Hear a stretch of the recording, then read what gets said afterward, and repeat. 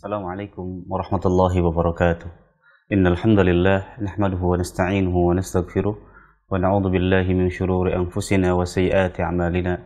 Man yahdihillahu fala mudilla lahu wa may yudlil fala hadiya lahu. Wa asyhadu an la ilaha illallah wahdahu la syarika lahu wa asyhadu anna nabiyyana Muhammadan abduhu wa rasuluh la nabiyya ba'da. Allahumma salli wa sallim wa barik ala nabiyyina Muhammadin wa ala alihi wa sahbihi wa man tabi'ahum bi ihsanin ila yaumiddin. Amma ba'd. Alhamdulillah, tidak ada kata yang pantas kita ucapkan selain puja serta puji syukur kita panjatkan kepada Allah Subhanahu wa taala, dan tak lupa salawat serta salam kita sampaikan kepada Nabi kita yang mulia sallallahu alaihi wa alihi wasallam beserta para keluarga, para sahabat serta para pengikutnya yang senantiasa istiqomah di atas sunnah Nabi yang mulia sallallahu alaihi wa alihi wasallam. Para pemirsa dan kaum muslimin dimanapun Anda berada, alhamdulillah senang sekali di hari ini Rabu kami menemani Anda kembali dalam program kajian rutin tentang pendidikan anak yang insyaallah taala masih disampaikan oleh guru kita Ustaz Nafi Zainuddin LC hafizahullah taala. Di kesempatan pagi hari ini ada tema yang sangat menarik yang insyaallah taala akan disampaikan oleh Ustaz terkait tentang tema pendidikan, yakni pukulan edukatif sebagai alternatif terakhir, dan ini mengambil di antara salah satu hadis Nabi yang mulia sallallahu alaihi wasallam. Dan tentu saja akan banyak faedah-faedah penting yang akan kita dapatkan dan dengarkan dari penjelasan Ustadzuna, dan insyaallah taala kami juga mengundang Anda untuk bisa bergabung dalam segmen interaktif. Bagi pemirsa dan kaum muslimin dimanapun Anda berada yang ingin bertanya terkait dengan pembahasan kita di kesempatan pagi hari ini, kami persilahkan. Kami telah memberikan 2 layanan telepon. Yang pertama, persilahkan untuk menghubungi kami di nomor 021 891061135. Bagi Anda juga yang ingin menghubungi nomor yang lain, kami persilahkan di nomor 0811 900 7912. Adapun bagi pemirsa yang ingin bertanya melalui layanan pesan singkat, kami persilahkan mengirimkan pertanyaan di nomor 0811 900 7913. Baik, insyaallah taala kami akan berikan kesempatan bagi Anda untuk bisa bergabung setelah kita mendengarkan penjelasan Ustadzuna di kesempatan pagi hari ini. Alhamdulillah Ustadz telah terhubung dengan kami dari kediaman beliau di Temanggung. Baik, sebelum memulai kita sapa terlebih dahulu. Assalamualaikum warahmatullahi wabarakatuh Ustadz. Waalaikumsalam warahmatullahi wabarakatuh. Gimana Ustaz kabar antum dan keluarga Ustaz? Alhamdulillah sehat-sehat, semoga antum dan ikhwah di studio juga demikian. Barakallahu fiik. Alhamdulillah, barakallah. Kami persilakan kepada Ustaz untuk memulai pembahasan di pagi hari ini. Falyatafaddal mashkuran. Nah.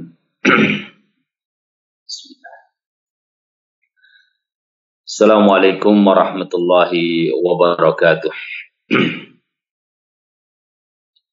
Innal hamdalillah nahmaduhu wa nasta'inuhu wa nastaghfiruh wa na'udzu billahi min shururi anfusina wa sayyiati a'malina.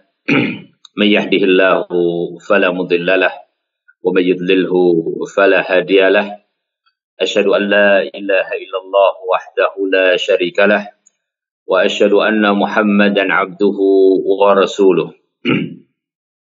يقول الله تعالى يا أيها الذين آمنوا اتقوا الله حق تقاته ولا تموتن إلا وأنتم مسلمون يا أيها الناس اتقوا ربكم الذي خلقكم من نفس واحدة وخلق منها زوجها وبث منهما رجالا كثيرا ونساء واتقوا الله الذي تساءلون به والأرحام إن الله كان عليكم رقيبا يا أيها الذين آمنوا اتقوا الله وقولوا قولا سديدا يصلح لكم أعمالكم ويغفر لكم ذنوبكم ومن يطع الله ورسوله فقد فاز فوزا عظيما. أما بعد فإن أصدق الحديث كتاب الله وخير الهدي هدي محمد صلى الله عليه وسلم وشر الأمور محدثاتها وكل محدثة بدعة وكل بدعة ضلالة وكل ضلالة في النار. نصلي ونسلم على رسول الله الأمين وعلى آله وأصحابه أجمعين ومن تبعهم بإحسان إلى يوم الدين. Pemirsa azani Allah wa iyyakum, kita tidak ragu bahwa kasih sayang adalah dasar utama di dalam melakukan tarbiyah ta'lim. Bahkan Rasulullah sallallahu alaihi wasallam diutus sebagai rahmatan lil alamin, sebagai rahmat bagi seluruh alam. Dan dasar tersebut kita fahami dari hadis-hadis Nabi sallallahu alaihi wasallam sebagai penjelas dari Al-Qur'anul Karim. Di antaranya Rasul sallallahu alaihi wasallam sebagaimana diceritakan oleh Bunda Aisyah radhiyallahu taala anha, ma daraba Rasulullah sallallahu alaihi wasallam syai'an qattu biyadihi wala imra'atan wala khadiman illa an yujahida fi sabilillah. Bahwasanya Rasul sallallahu alaihi wasallam sama sekali tidak pernah memukul dengan tangan beliau, tidak memukul kepada istrinya, tidak juga kepada pembantunya, kecuali kalau berada di dalam jihad fi sabilillah. Ya. Wa manila minhu syai'un qattu fayantakima min sahibihi. Ya, dan kalau Nabi Shallallahu Alaihi Wasallam itu ya diserang dirinya, ya, beliau maka tidak pernah untuk melakukan balas dendam. Illa an yuntahaka syai'un min maharimillah fayantakim lillahi ta'ala. Kecuali yang diserang adalah maharimillah, hukum-hukum Allah subhanahu wa ta'ala. Maka beliau melakukannya untuk mendapatkan ridha dari Allah subhanahu wa ta'ala. Jadi itulah pribadi Rasulullah sallallahu alaihi wasallam. Beliau adalah seorang yang sangat dikenal ya, mengedepankan arifku, kelembutan di dalam mendidik umatnya, mendidik keluarganya, mendidik masyarakatnya, mendidik karib kerabatnya dan orang-orang yang berada di dalam tarbiyah Rasulullah sallallahu alaihi wasallam. Pada pertemuan yang lalu kita juga telah membahas bagaimana beragam metode atau cara yang dilakukan oleh Rasulullah sallallahu alaihi wasallam di dalam memberikan arahan-arahan terhadap mereka peserta didik, ya, para sahabat, ya. Kemudian orang-orang yang merupakan objek dakwah, ya. Rasulullah sallallahu alaihi wasallam memberikan kepada kita sebuah pemandangan yang beragam di dalam menegur, di dalam mengingatkan, di dalam mengarahkan dalam rangka melakukan nilai-nilai pendidikan. Ya, oleh karenanya hal-hal tersebut adalah merupakan perkara yang perlu kita lakukan sebelum kita masuk kepada pembahasan kita pada pagi hari ini, yaitu pukulan edukatif sebagai alternatif terakhir. Kadang orang memahami bahwasanya hadis Nabi Shallallahu Alaihi Wasallam yang berkaitan dengan pukulan itu berarti bisa dilakukan. Ya. Pemahaman yang seperti itu adalah pemahaman yang benar, akan tetapi perlu membutuhkan rincian. Oleh karenanya kita angkat tema sebagai alternatif terakhir, karena Rasul Shallallahu Alaihi Wasallam pada dasarnya tidak menggunakan itu. Ya.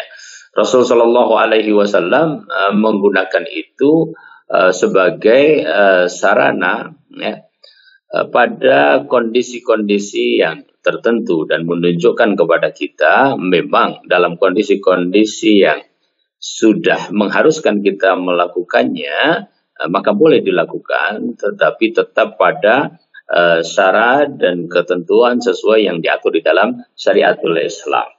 Ya, karenanya kita juga katakan bahwasanya pukulan ini adalah pukulan yang edukatif, ya, bukan pukulan karena semata-mata kemarahan, apalagi melampiaskan nafsu seorang pendidik, ya. Awalnya mungkin kemarahan karena Allah subhanahu wa ta'ala, tapi kadang-kadang kemudian setelah itu masuk perasaan-perasaan tertentu, ya, motif-motif yang kemudian di luar dari batas-batas syar'i, dan tentunya ini tidak sesuai dengan maksud dari tarbiyah. Pembahasan terkait hal ini merupakan pembahasan para fuqaha. Ya, artinya mereka memahami dari hadis-hadis Nabi SAW. Maka ada pukulan untuk istri yang sifatnya juga mendidik, ada pukulan untuk anak yang sifatnya juga mendidik. Kemudian pukulan kepada orang yang diberikan wewenang atau wasiat untuk itu, seperti seorang waliul amr misalnya melakukan, ya, pimpinan negara melakukan kepada masyarakatnya yang membutuhkan hal itu, atau seorang muallim, seorang guru, seorang murabbi kepada anak didiknya dalam wilayahnya. Pembahasan para fuqaha dalam hal ini cukup banyak dan cukup panjang. Mereka juga detail di dalam membahas masalah hal ini, ya.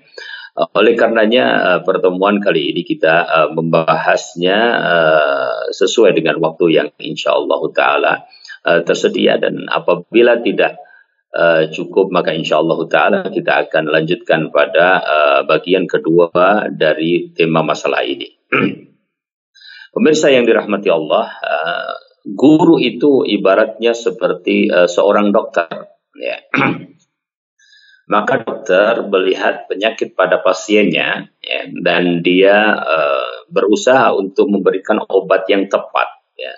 Sebagian penyakit, ya, cukup dengan obat yang ringan, bahkan hanya cukup dengan memberikan nasihat-nasihat yang ringan dan tidak perlu obat. Tapi ada yang membutuhkan obat yang ringan. Ada juga membutuhkan dosis tertentu dari obat yang digunakan, ya. Terkadang bahkan membutuhkan misalnya operasi misalnya, ya, dan seterusnya. Jadi seorang dokter akan berupaya untuk memberikan sesuatu yang sesuai dengan penyakit yang ditanganinya, dan diharapkan itu akan efektif untuk menyembuhkannya.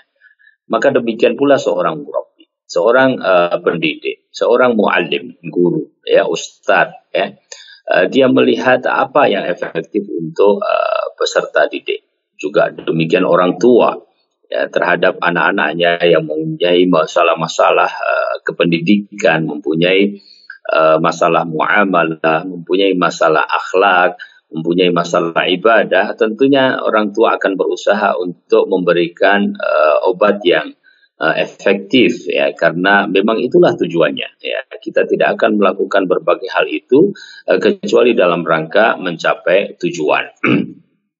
Nah, tema bagaimana Rasulullah Shallallahu Alaihi Wasallam kadang harus melakukan dengan tangannya, ya. Para ulama berbeda pendapat apakah pukulan ini harus dengan tangan saja atau bisa dengan benda dengan syarat-syarat tertentu, ya. Nah, jika kita melihat ternyata bahwa Rasul Shallallahu Alaihi Wasallam menggunakannya sebagai salah satu di antara wasilah atau perantara untuk melakukan tarbiyah. Meskipun hadis Nabi Shallallahu Alaihi Wasallam yang kita bawakan tadi, yang diriwayatkan oleh Aisyah dalam Sahih Muslim, menunjukkan bahwa pada asalnya Nabi Shallallahu Alaihi Wasallam tidak melakukan itu, ya. Bahkan lafaz dari hadis itu juga menunjukkan betapa Nabi Shallallahu Alaihi Wasallam sangat memberikan nilai-nilai kasih sayang kepada mereka yang memang membutuhkannya. Ya.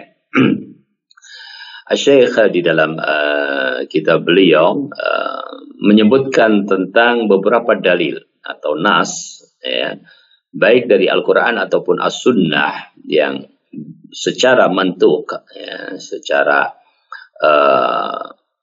apa yang dinyatakan di dalam teks tersebut, dan juga secara mafhum yang dipahami, mengisyaratkan dengan apa yang dipahami itu tentang dibolehkannya melakukan pukulan untuk pendidikan, yakni pukulan edukatif, ya. Kita lihat beberapa nas yang berkaitan dengan hal tersebut. Yang pertama, ya, firman Allah Subhanahu wa taala ya di dalam surat At-Tahrim ya.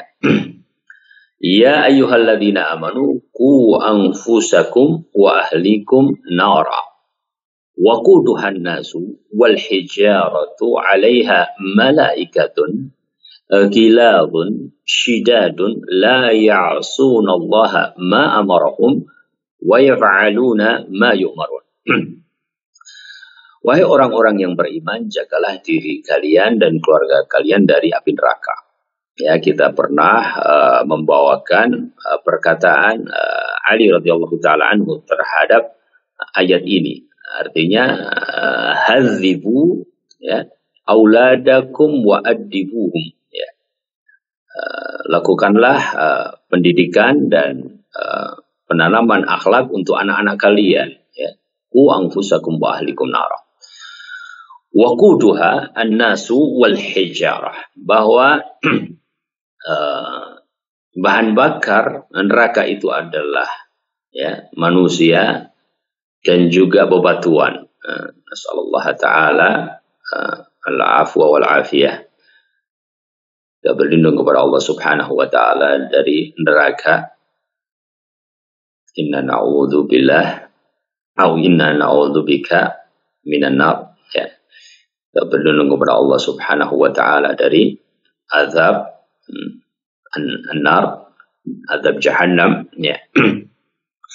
Dalam ayat ini Allah Subhanahu wa taala sebutkan waquduhan nasu wal hijaratu, kemudian disifati alaiha malaikatun giladun syidadun ya. Bahwa di neraka itu ada malaikat-malaikat penjaga yang mempunyai sifat ghiladun syidad ya. Jadi sifat keras jelas disematkan kepada mereka para malaikat-malaikat Allah Subhanahu wa taala di neraka jahanam. La ya'sunallaha ma amarahum wa yaf'aluna ma yu'marun. Asy-Syaikh Sa'di rahimahullahu taala mengatakan, ya man manallahu alaihim bil iman kumu bila wazimi wa syurutihi ya. Wahai orang-orang yang Allah karuniakan kepada mereka keimanan, hendaklah ya, mereka melakukan keharusan dan syarat-syarat iman itu. Di antaranya adalah ku anfusakum wa ahlikum nara ya. Beliau menjelaskan mausufatun bihadihil awsaf al-fadiyah ya. Wa wiqayatul anfus bi ilzamiya bi amrillah wal qiyam bi amrihi imtisalan wa nahyi istinaban wa taubah amma yusqitullah wa yujibul azab wa wiqayat al ahl bi ta'dibihim wa ta'limihim wa isbarihim ala amrillah ya. Beliau menyebutkan bahwa neraka yang disifati dengan sifat-sifat yang menakutkan ini ya, ya dihindari dengan seseorang menjaga dirinya ya untuk tetap istiqomah di atas perintah Allah ya, mematuhi perintah dan larangannya, taubat dari segala yang membuat Allah murka, menyebabkan azab. Kemudian beliau sebutkan wa wiqayah al-ahl, dan melindungi keluarga, wal aulad ya, dan anak-anak, bita'dibihim wa ta'limihim ya, dengan mengajari mereka ya, memberikan pembelajaran, wa ijbarihim ala amrillah ya, dan ya, memaksa mereka untuk tunduk kepada hukum Allah ya. Sebab tidak ada seorang hamba yang selamat melainkan harus melakukan hal itu ya. Kemudian beliau menyebutkan wa fi ma yadkhulu tahta wilayatihi, dan yang masuk pada wilayahnya ya, pada kekuasaan dia di dalam masalah penjagaan diri dan keluarga dari api neraka ini, yaitu istri, anak-anak, dan juga selain mereka, ya, mimman huwa tahta wilayatihi wa tasarrufihi, ya. Nah, beliau menyebutkan di sini, pemirsa yang dirahmati Allah, ada ijbar ala amrillah, ya.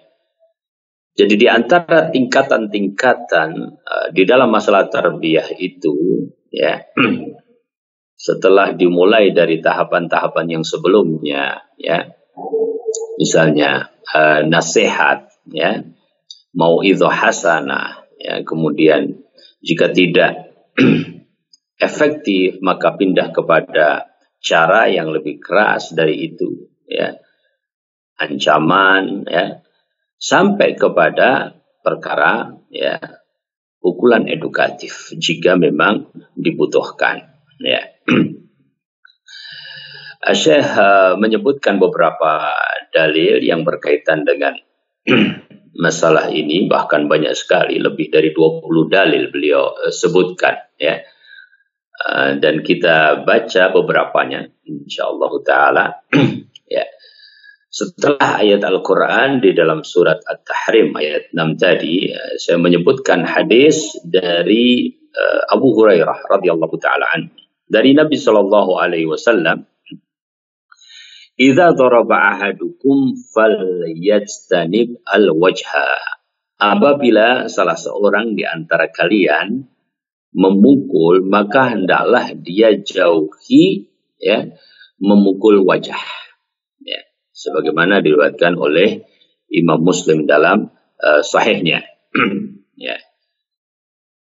Kemudian hadis-hadis yang lain dalam larangan ini, misalnya hadis Jabir anna Nabi sallallahu alaihi wasallam marra alaihi himarun qad wusima fi wajhi faqala la'anallahu alladhi wasamahu, ya, bahwasanya Nabi sallallahu alaihi wasallam, ya, dilewati oleh keledai yang telah diberikan tanda pada wajahnya, ya, semacam tato itu, ya, tanda pada wajahnya. Maka Nabi sallallahu alaihi wasallam mengatakan la'anallahu alladzi wasamahu, ya, Allah melaknat orang yang melakukannya.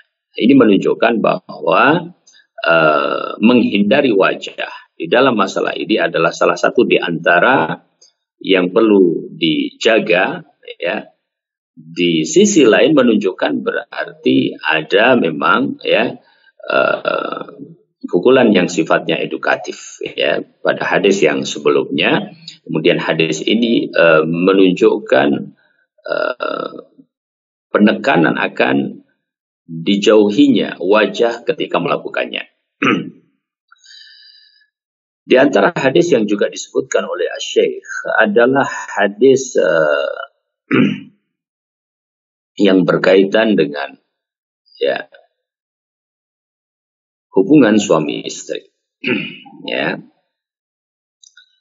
Hadis ini hadis Abdullah ibnu Zam'ah. Ya. Inti dari hadis ini adalah Nabi Shallallahu Alaihi Wasallam menunjukkan adanya kasih sayang suami istri yang terbangun secara batin dan secara lahir. Ya.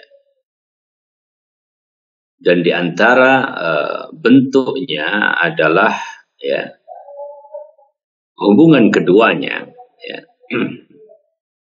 Nabi Shallallahu Alaihi Wasallam menunjukkan tentang hadis yang mengkritisi tentang seorang suami, ya, yang terkadang dia melakukan sesuatu kepada istrinya dalam bentuk pukulan, ya, tetapi pukulannya itu melampaui batas, ya, padahal dia sebagai seorang suami membutuhkan, ya, hubungan biologis dengan istrinya, ya. Bisa jadi dia melakukan satu tindak kekerasan di satu waktu, ya, di misalnya pagi hari, sedangkan di akhir waktu, di siang hari, di sore hari, di malam hari, dia membutuhkannya sebagai seorang istri.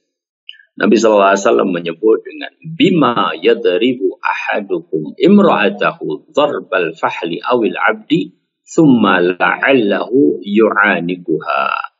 Ya. Nabi SAW menyebutkan hal itu. Ya. Saya mendapatkan salah satu di antara penjelasan ulama di dalam masalah ini dalam literasi yang lain. Ya. Bahwa memang di satu sisi di situ ada pukulan dari seorang suami kepada istrinya, ya, karena memang dalam syariat itu juga disebutkan di dalam Al-Quran apabila terjadi nusus, ya. Tapi Nabi SAW memberikan qaid di sini. Ya, qaid itu adalah bahwa jangan sampai pukulan tersebut adalah pukulan yang kemudian, ya, menjadikan rasa kasih sayang itu dengan deras, ya, luntur, gitu ya. Ya. Dan tidak mungkin dua hal yang bertentangan berkumpul. Ya. Di satu sisi seorang suami melakukan dengan begitu keras. Di sisi lain, dia membutuhkannya di waktu yang lain. Ya. Ya. Apa yang kita pahami dari hadis ini, pemirsa yang dirahmati Allah Subhanahu wa Ta'ala, intinya adalah ada batas-batas tertentu, ya, di dalam melakukan edukasi dengan pukulan, ya, yang batasan-batasan itu diatur secara syar'i, ya. Sampai dalam masalah ini bagaimana perasaan seorang istri juga dijaga, ya. Ya. Bagaimana mungkin mereka berdua akan, ya, melakukan hubungan suami istri sementara secara batin itu telah digugurkan dengan perlakuan suami yang melampaui batas kepada istrinya. Kemudian jemaah yang dirahmati Allah, ya, Rasul Shallallahu Alaihi Wasallam dalam kesempatan tertentu juga pernah melakukan dorongan yang sangat kuat, ya, atau pukulan, ya, semacam pukulan begitu yang dirasakan oleh Aisyah radhiyallahu taala anha, ya, dan menyakiti beliau. Artinya menyakiti itu Aisyah radhiyallahu taala anha merasa sakit gitu, ya, dengan pukulan tersebut. Kenapa? Ya, karena memang Rasulullah SAW memang melakukannya, ya.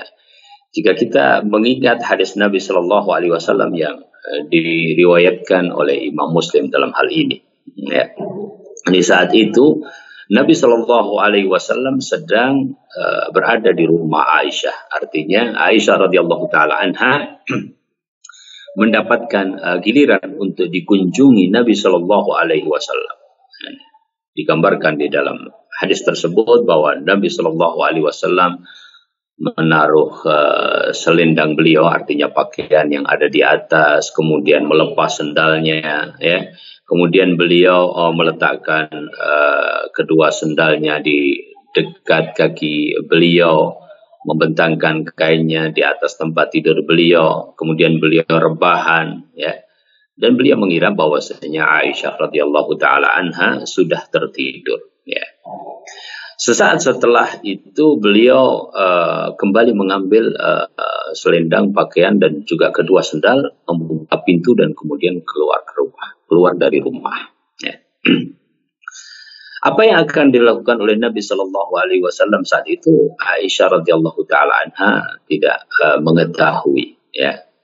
Maka Aisyah tiba-tiba memakai baju, memakai hijab, ya, memakai kain beliau, kemudian mengejar Rasulullah SAW. Ternyata beliau berada di kuburan Baqi', ya. Beliau berdiri dalam waktu yang lama, ya, mengangkat kedua tangan 3 kali, ya. Nabi Shallallahu Alaihi Wasallam kelihatan, ya, melakukan hal tersebut, dan Nabi SAW berdoa, ya.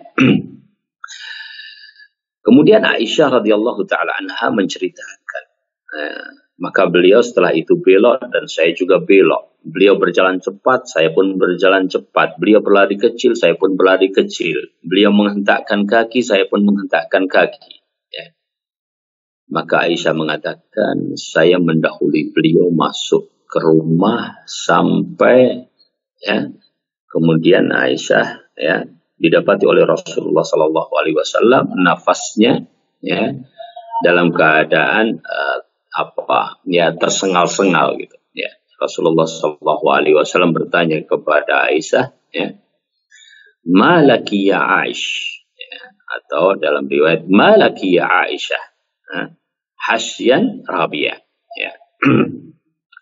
Kenapa terburu-buru sampai nafasmu tersengal-sengal begitu ya, kata Rasulullah Sallallahu Alaihi Wasallam ya. Beliau Aisyah menjawab tidak apa-apa. Ya, Nabi Shallallahu Alaihi Wasallam mengatakan kamu akan memberitahukan yang sebenarnya atau saya akan diberitahukan oleh Allah Subhanahu Wa Taala Al-Latiful Khabir.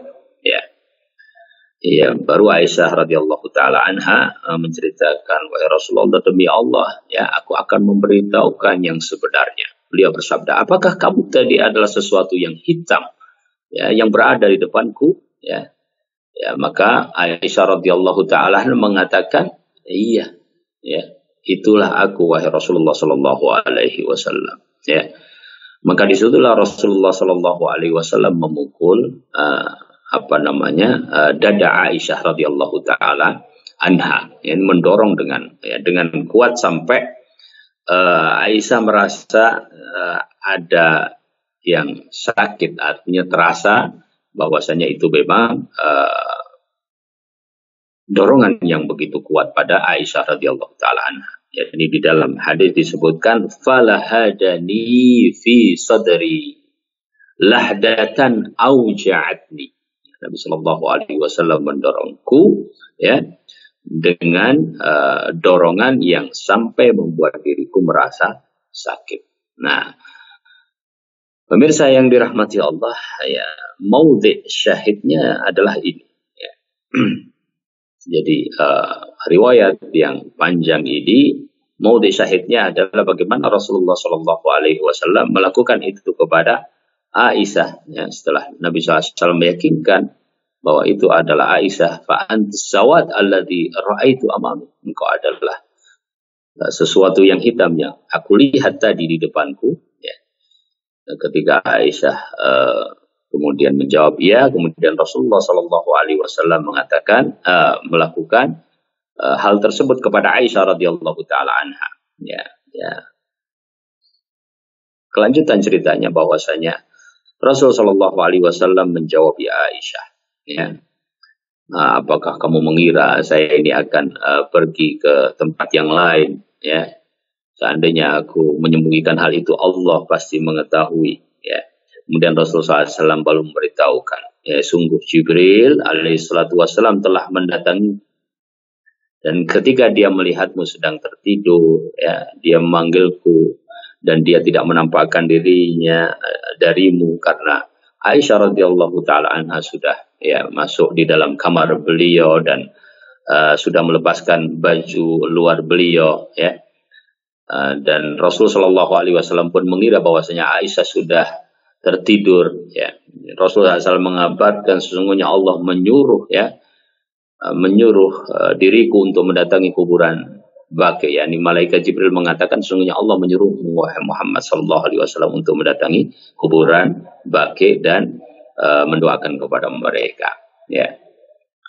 Nah, pada riwayat ini pemirsa yang dirahmati Allah jelas karena Rasul Shallallahu Alaihi Wasallam jelas mendorong Aisyah, falahadani fi sadri lahdatan auja'atni, kata beliau radhiyallahu taala anha.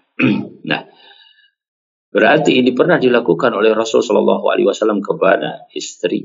Ya, dan istri adalah ya bagian yang pertama dari apa yang difirmankan oleh Allah Subhanahu wa taala, ya, ku anfusakum wa ahlikum nar, jagalah dirimu dan keluargamu dari siksa neraka, ya. Nah, oleh karenanya ini adalah bagian dari apa yang juga menjadi dasar, ya, bahwa hal ini kadang perlu dilakukan di dalam masalah tarbiyah. Ya. Tentu Rasul Shallallahu Alaihi Wasallam melakukan hal tersebut, ya, menunjukkan akan satu hal yang sangat penting, ya, yaitu apa yang dilakukan oleh Rasul Shallallahu Alaihi Wasallam, ya, kepada Aisyah radhiyallahu taala anha, ya. Dan kata lahadani itu wallahu taala alam, ya, menunjukkan bahwa dorongan dengan tangan mengepal. Namun pada peristiwa ini, ya, bukanlah suatu pukulan yang kemudian benar-benar menyakiti, ya, kata para ulama, apalagi kemudian menjadikan seseorang yang terkena itu menjadi kayak apa namanya, semacam direndahkan gitu, dihina, ya. Sebab kalau yang seperti itu akan menghilangkan nilai tarbiyah, nilai pendidikan, ya.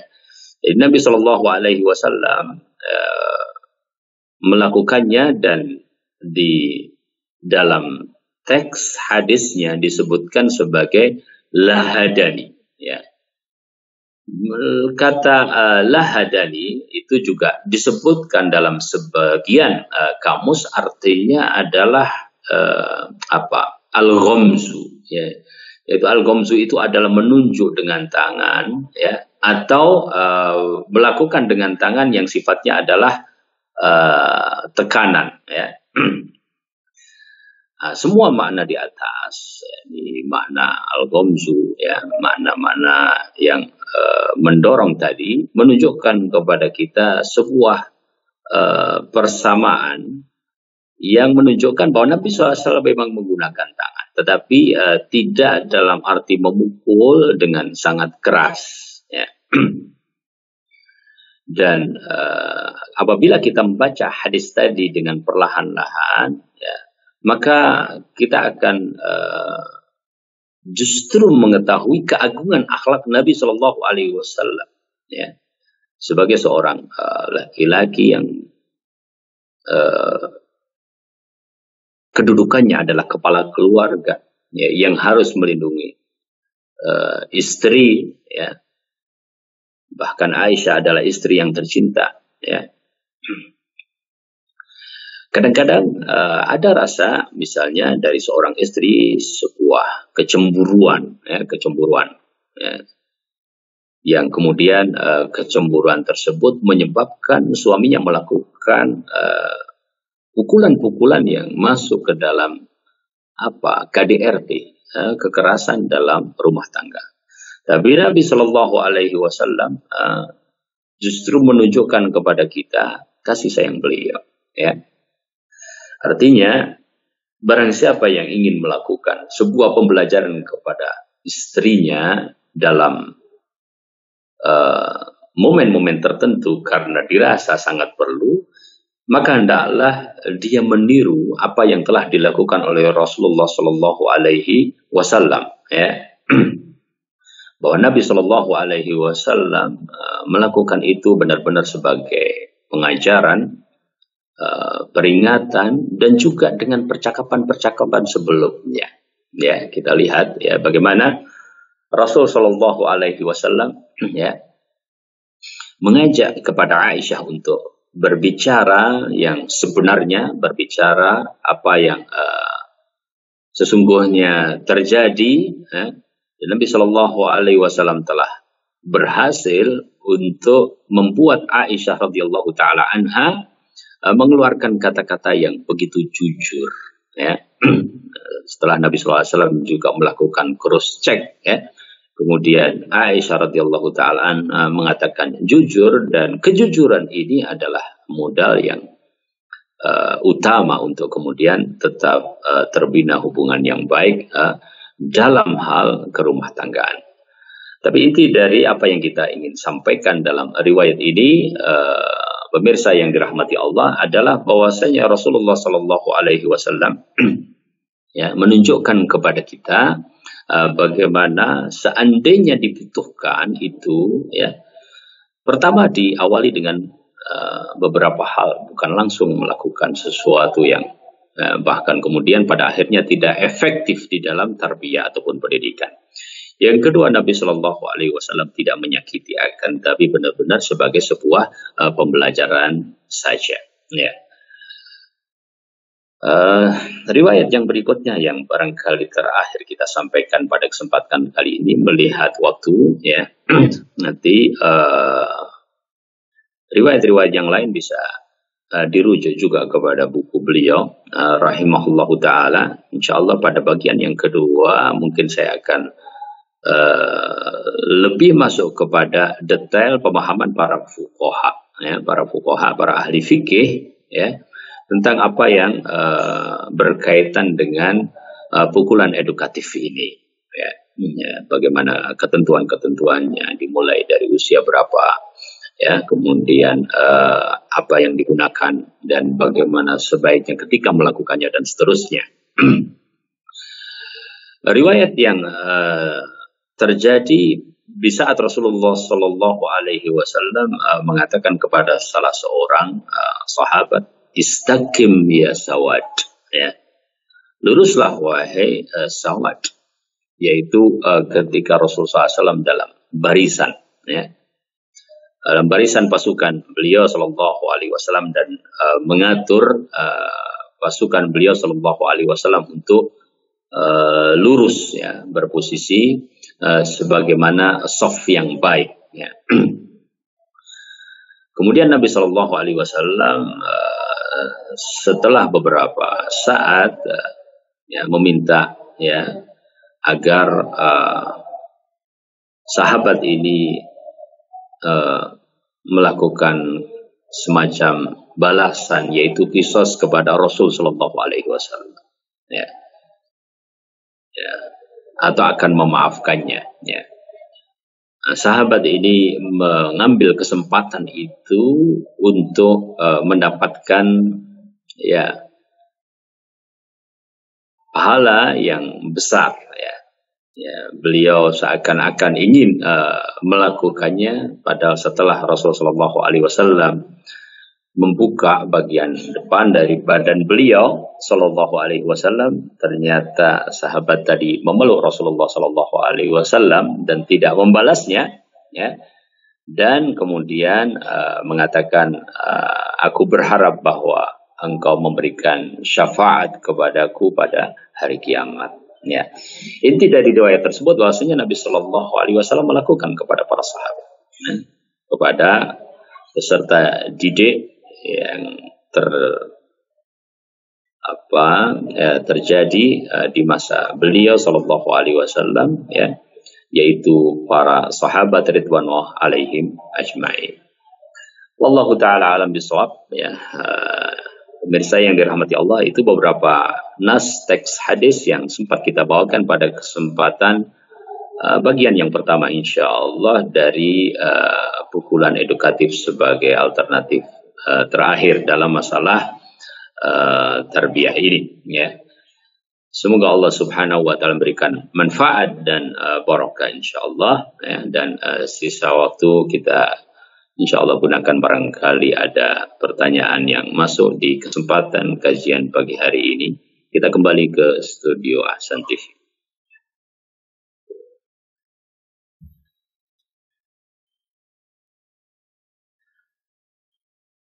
Nah, Ustaz, jazakallahu khairan wa barakallahu fiik atas penjelasan yang tadi telah disampaikan oleh Ustaz. Mudah-mudahan kita bisa mengambil faedah-faedah penting dari apa yang tadi telah disampaikan. Baik para pemirsa Ahsan TV dimanapun Anda berada, tibalah saatnya kami memberikan kesempatan bagi Anda untuk bisa bergabung dalam segmen soal jawab. Bagi para pemirsa yang ingin bertanya terkait dengan pembahasan kita di kesempatan pagi hari ini, kami persilakan untuk bisa menghubungi dua layanan telepon yang sudah kami persiapkan. Yang pertama, Anda bisa menghubungi nomor 021891061135, atau Anda juga bisa menghubungi nomor yang satunya di nomor 0811907912. Baik, bagi pemirsa yang bertanya melalui layanan pesan singkat, Anda juga bisa mengirimkan pertanyaan di nomor 0811900913. Baik, sambil kita menunggu penelpon dari pemirsa. Kita akan bacakan beberapa pertanyaan. Yang pertama Ustaz dari hamba Allah, beliau bertanya, Assalamualaikum warahmatullahi wabarakatuh. Ustaz, benarkah saya mendengar ahli sahabat yang mulia Ali bin Abu Thalib radhiyallahu anhu itu biasa memukul anak-anaknya, yakni Hasan dan Husain, ketika melakukan kesalahan? Apakah benar riwayat tersebut Ustaz? Mohon nasihat dari Ustaz, jazakumullahu khairan. Nah, Alhamdulillah wa nusalli wa nusallim ala Rasulillah. Saya tidak tahu riwayat berkaitan dengan sahabat Ali radhiyallahu taala anhu. Namun apabila terjadi, maka Ali radhiyallahu taala anhu dan sahabat-sahabat yang lain pasti sudah melakukannya dengan tahapan-tahapan sebagaimana kita jelaskan, karena tidak mungkin para sahabat keluar dari petunjuk Rasulullah Sallallahu Alaihi Wasallam. Dan ya, apabila itu terjadi sebelum misalnya sampai kepada sahabat Ali atau sahabat yang lainnya hujjah atau dalil, pasti itu tidak bisa kita jadikan sebagai dasar seandainya terbukti demikian. Adapun pukulan kepada anak kecil, ya, dikatakan juga oleh sebagian masyayikh, Syekh bin Baz rahimahullahu taala menyebutkan bahwasanya pukulan kepada anak kecil itu, ya, sebaiknya dilakukan sebagaimana ditunjukkan di dalam syariat, yaitu usia 10 tahun. Kemudian Syekh bin Baz membahas tentang satu pertanyaan dari penanya, bahwa apabila ternyata sebelum usia itu pun membutuhkan, maka tidak mengapa, tetapi ya dharbun khafif. Ya, dharbun khafif itu adalah pukulan yang ringan, yang tadi kita sebutkan harus melihat maksudnya, ya, harus melihat maksudnya dan tujuannya. Jika ternyata tidak bisa mencapai tujuan, maka tentu itu bukan cara yang tepat kalau begitu. Dan bukan menjadi hal yang pertama. Seperti Abdullah bin Mas'ud sendiri ya, pernah ditegur oleh Rasulullah Sallallahu Alaihi Wasallam. Kemudian Abdullah bin Mas'ud juga meletakkan apa istilahnya alat pukul saut, yaitu semacam cambuk begitu di tembok rumahnya, ya, untuk memberikan peringatan bahwa itu adalah bagian dari sarana untuk mendidik, ya, tetapi hanya mereka yang berhak yang mendapatkannya. Jadi saya tegaskan bahwasanya saya tidak mengetahui tentang riwayat yang berkaitan dengan Ali radhiyallahu taala anhu. Seandainya terjadi bahwasanya Ali radhiyallahu taala anhu melakukan kepada anak-anaknya, tentu tidak keluar dari tahapan-tahapan yang seharusnya dilakukan sesuai dengan ketentuan syariat. Wallahu taala alam. Nah, Ustaz, jazakallahu khairan wa barakallahu fiik atas jawabannya. Mudah-mudahan bisa memberikan penjelasan bagi yang bertanya. Baik, kita bacakan berikutnya Ustaz, pertanyaan dari pemirsa. Assalamualaikum warahmatullahi wabarakatuh. Ustaz, apa hukumnya memukul, apa hukumnya seorang pendidik, baik itu orang tua ataupun guru, memberikan ancaman atau pukulan agar memudahkan mereka dalam mengerjakan perintah kebaikan? Karena jika tidak diberikan ancaman seperti itu, sulit seorang anak untuk melakukan kewajiban terhadap agamanya. Mohon nasihat Ustaz tentang hal ini. Jazakumullahu khairan. Nah, alhamdulillah wa nusalli wa nusallim ala Rasulillah. Ya, jadi ketika kita berbicara masalah ini, ya, saya ingin mengingatkan secara berulang-ulang bahwa ini adalah alternatif terakhir, ya, sebagaimana kita jadikan tema pada kajian kita pagi hari ini, ya. Itu artinya seseorang harus memotivasi, ya, peserta didiknya atau anak-anaknya atau siapapun yang berada di dalam wilayah tarbiyahnya, ya, dengan berbagai cara, ya. Seperti anak-anak kecil, khususnya ketika kita bicara anak-anak kecil, ya, seringkali memaksa bukanlah sesuatu yang efektif, ya.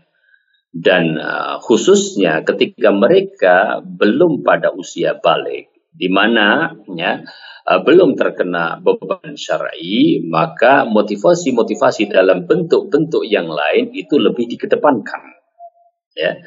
Misalnya pembiasaan, misalnya keteladanan, misalnya ketika dia agak tidak semangat, ya kita juga membiarkan dalam batas-batas tertentu, bukan membiarkan artinya mengabaikan. Begitu dia semangat, kita langsung sambut semangatnya. Contoh anak yang belajar Al-Quran, ya, dia tidak setiap saat bisa komitmen untuk dalam waktu tertentu, ya, jam tertentu, durasi tertentu melakukan itu. Ya. Tapi kita paksa ya pada jam tertentu, dalam waktu tertentu dengan durasi tertentu untuk melakukan itu. Ada akhirnya dia terpaksa dan melakukannya dengan berat. Ya. Tapi kadang dia sudah mulai tertata ya karena pembiasaan itu. Kadang dia mungkin sedang tidak mau dan sebagainya. Ya. Sedangkan sebagian sahabat saja memberikan nasihat kepada kita, ya, agar kita membaca Al-Quran tatkala waktu semangat itu ya dioptimalkan. Ada waktu-waktu yang kemudian kita merasa lelah, ya, apabila kita bisa ya melakukannya dengan baik, ya itu baik, tapi tidak harus kita melakukan seperti itu, ya. Nah, oleh karenanya anak-anak tadi berhak untuk mendapatkan bentuk motivasi-motivasi yang lain, ya. Ketika ternyata hal-hal yang lain ini tidak efektif dan kita melihat memang anak ini membutuhkan agar kita berkata lebih keras, ya, agar dia diberikan sanksi yang lain, agar sampai pada hal-hal tertentu dia mendapatkan bentuk pukulan edukatif tadi, ya. Saya juga berkepentingan untuk memberikan kait, yaitu pukulan yang edukatif, sebab itulah yang dimaksudkan di dalam syariat dan itulah yang dijelaskan oleh para ulama bahwa di antara syarat-syarat yang harus dilakukan ketika seseorang melakukan pukulan tersebut adalah melakukannya tidak dengan kemarahan, ya. Melakukannya misalnya tidak lebih dari 3 pukulan dan seterusnya, ya. Melakukan antara satu pukulan dengan pukulannya itu tidak berturut-turut sehingga dia merasa tersakiti dan pada akhirnya dia merasa tadi berada di dalam posisi terhinakan, akhirnya tidak efektif tujuan tersebut, ya. Jadi kalau ditanya apakah boleh, ya boleh, dan itu adalah salah satu alternatif yang perlu dilakukan dalam kondisi tertentu atau diterapkan secara hikmah. Wallahu ta'ala alam. Nah, Ustaz, jazakallahu khairan wa barakallahu fiik atas jawaban dan nasihatnya di kesempatan pagi hari ini. Baik, kita akan bacakan pertanyaan terakhir, Ustaz, di kesempatan pagi hari ini dari pemirsa yang bertanya. Assalamualaikum warahmatullahi wabarakatuh. Ustaz, benarkah kenakalan-kenakalan yang dilakukan oleh seorang anak itu disebabkan karena dosa yang dilakukan oleh kedua orang tuanya? Apakah benar, Ustaz, pernyataan tersebut? Mohon nasihat dari Ustaz, jazakumullahu khairan. Nah, alhamdulillah wa nusalli wa nusallim ala rasulillah. Yang pertama kita harus pahami bahwa kullu mauludin yuladu 'alal fitrah. Setiap anak itu lahir dalam keadaan siap menerima adit. Kullu mauludin, semuanya, ya. Makanya tidak ada dosa warisan, ya. Wala taziru waziratun wizra ukhra, dan sebuah jiwa tidak menanggung dosa yang lainnya. Kita pahami itu dulu, ya. Jadi anak tetap terlahir dalam keadaan fitrah dan anak tetap mempunyai kesiapan untuk menjalankan agamanya dengan baik, ya. Dan dia adalah anak yang bersih dalam arti sebelum balik dia itu berada dalam keadaan fitrah, ya. Setelah balik maka tergantung yang mengarahkannya. Ini poin pertama. Poin yang kedua adalah bahwa memang untuk mempersiapkan pendidikan, orang tua itu juga harus berusaha keras menjadi seorang yang soleh dan solihah. Ya. Diriwayatkan dari sebagian sahabat, ya, mengatakan ini solaitu li ajlika. Ya. Aku ini membanyakkan sholat-sholat sunnah itu li ajlika untuk dirimu, artinya untuk anaknya. Para ulama menjelaskan. Kenapa demikian? Ya karena anak yang berada di dalam lingkungan yang soleh, lingkungan yang baik, ya, maka akan mendapatkan pengaruh kebaikan itu. Ya, kita ibaratkan sebuah rumah yang di dalamnya adalah perkara-perkara yang soleh dan baik, pasti akan memberikan lingkungan yang baik bagi anak, dan begitu pula sebaliknya. Poin yang kedua, jadi orang tua harus berusaha untuk itu. Kemudian yang ketiga, bahwa kesolehan orang tua, ya, itu menjadi satu tabungan insyaallah taala bagi anak keturunannya, karena Allah Subhanahu wa taala, ya, melindungi seseorang yang tumbuh di dalam kesolehan tidak hanya pada dirinya tetapi juga pada anak keturunannya. Ya. Kembali ke surat Al-Kahfi tentang dua anak yatim yang dilindungi oleh Allah Subhanahu wa taala, wa kana abuhuma sholiha. Ya. Nah, oleh karenanya, ya, pengaruh keburukan, pengaruh kekurangan dan kesalahan-kesalahan orang tua itu lebih kepada kemudian proses anak itu ketika berada di rumahnya itu, ya. Dia tidak mendapatkan lingkungan yang baik, tidak mendapatkan pembelajaran yang baik mungkin.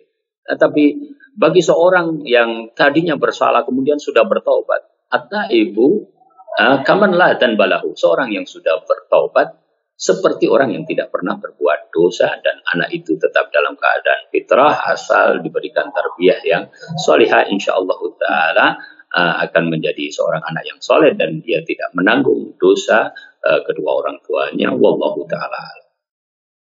Nah, Ustaz, jazakallahu khairan atas jawabannya. Karena waktu yang terbatas, maka pertanyaan tadi sebagai penutup kita di kesempatan pagi hari ini. Baik, sebelum kami tutup, ada ikhtitam dari Ustaz, kami persilahkan. Nah. Barakallahu fikum, pemirsa yang dirahmati Allah, ya.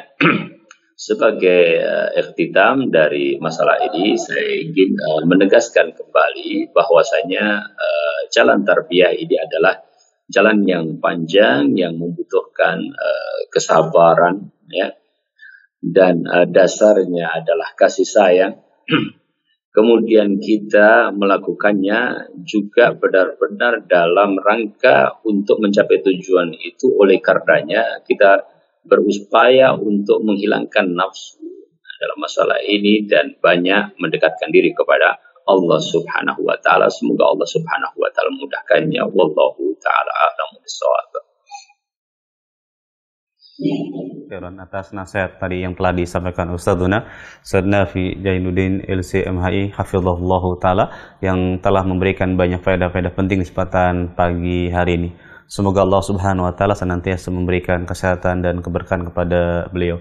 Baik para pemirsa Ahsan TV dimanapun Anda berada, kami ucapkan juga jazakumullah khairan atas atensi Anda di kesempatan pagi hari ini. Mohon maaf jika ada kekurangan. Kita tutup kajian ini dengan doa kafaratul majlis. Subhanakallahumma wa bihamdika asyhadu an la ilaha illa anta astaghfiruka wa atubu ilaik. Assalamualaikum warahmatullahi wabarakatuh.